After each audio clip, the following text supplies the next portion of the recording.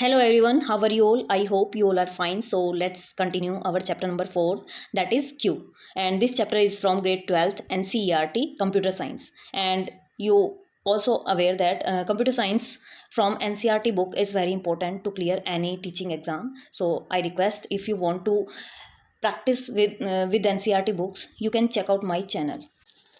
And this is also helpful for grade 12th students preparing for computer science. So let's continue our next topic, that is operations on Q. कौन कौन से operation हैं जो हम Q पर perform कर सकते हैं?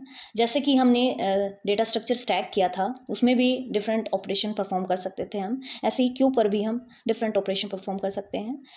एंड क्यू कौन सी अप्रोच फॉलो करता है? क्यू हमारा फीफो अप्रोच, यानी कि फर्स्ट इन फर्स्ट आउट, जो पहले आया उसी को पहले सर्विस प्रोवाइड की जाती है, ये वाली अप्रोच ये फॉलो करता है. इसकी एप्लीकेशन हमने प्रीवियस वीडियो में समझी थी, दोनों ही एप्लीकेशन हमने समझी थी. रियल लाइफ में जो एप्लीकेशन है वो भी, और कंप्यूटर साइंस में जो एप्लीकेशन है इसकी वो भी हमने समझी थी. आज हम समझेंगे कौन कौन से ऑपरेशन हम इस पर परफॉर्म कर सकते हैं. So following are the operations which we can perform on queue. First है NQ. It is used to insert a new element to the queue at the rear end. मैंने प्रीवियस वीडियो में भी आपको बताया था, जब भी हमें नया एलिमेंट अगर इंसर्ट करना है तो वो किस साइड से हम करेंगे? रियर एंड से.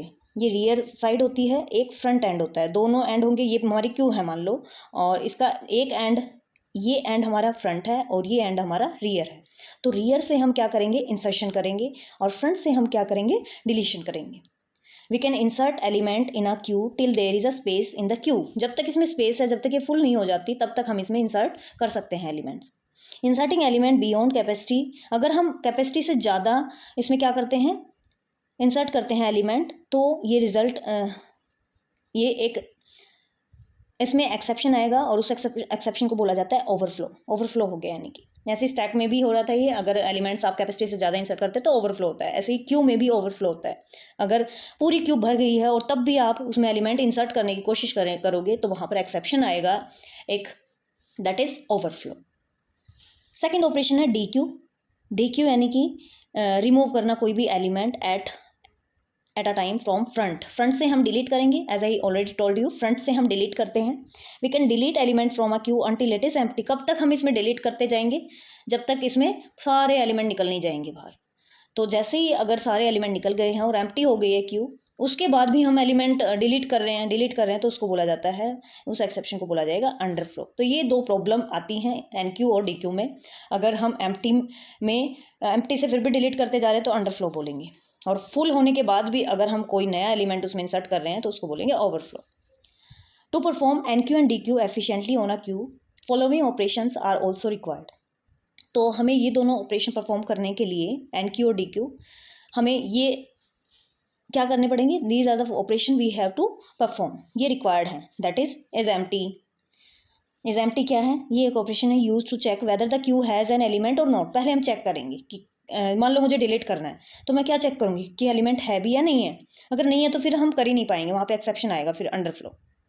सो we have to check always before popping और डिलीटिंग एनी एलिमेंट. पॉप तो हम स्टैक में यूज़ करते हैं वैसे वर्ड, तो यहाँ पर हम क्या कर रहे हैं? DQ अगर हम करना चाहते हैं, DQ ऑपरेशन परफॉर्म करना चाहते हैं, तो we have to check is empty. Is empty operation हमें चेक करना होगा कि एम्प्टी तो नहीं है क्यू. एक और ऑपरेशन है जो हमें परफॉर्म करना होगा, peek value. It is use to view elements at the front of the queue without removing it from the queue. अगर हमें पीक का मतलब क्या होता है? झांकना. तो जस्ट वही याद रखना आप कि क्यू में हम क्या कर रहे हैं? सिर्फ देख रहे हैं. फर्स्ट एलिमेंट क्या है हमारा, ये हम देखने के लिए क्या ऑपरेशन परफॉर्म कर सकते हैं? Peek operation. एक और ऑपरेशन है is full, use to check whether any more element can be added to the queue और नॉट, टू अवॉइड ओवरफ्लो. तो ये हम चेक करेंगे हर बार अगर हमें NQ ऑपरेशन परफॉर्म करना है. NQ ऑपरेशन क्या करते हैं? हम नए एलिमेंट इनपुट करते हैं, क्यू में इंसर्ट करते हैं. तो जब भी हमें इंसर्ट करना होगा, we have to check is full, कि क्या हमारी क्यू फुल तो नहीं है. अगर फुल नहीं है तो आप NQ ऑपरेशन परफॉर्म कर सकते हैं, अदरवाइज वहाँ पे ओवरफ्लो हो सकता है. And there is a figure shows the very stages of a simple queue containing alphabets. In the figure front of the queue is on the left end rear on the right. तो left side में front है और right side में क्या है? Rear है.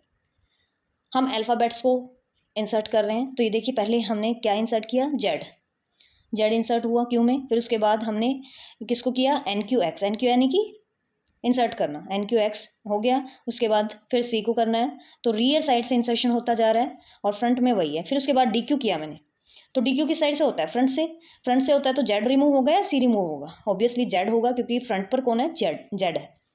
फिर N Q we को हमें एन क्यू करना है, तो ये रियर साइड से इनपुट हो जाएगा। उसके बाद फिर डी क्यू किया, डी क्यू करेंगे तो इस बार फ्रंट पर कौन है, एक्स है, तो एक्स रिमूव हो जाएगा, बचा सी और वी। फिर डी क्यू किया तो फिर सी रिमूव हो जाएगा। इस तरीके से क्यू वर्क करती है। इसके बाद नेक्स्ट है implementation of queue using python. ये हम नेक्स्ट वीडियो में समझेंगे। सो मिलते हैं नेक्स्ट वीडियो में। Till then take care, bye bye, see you in the next video.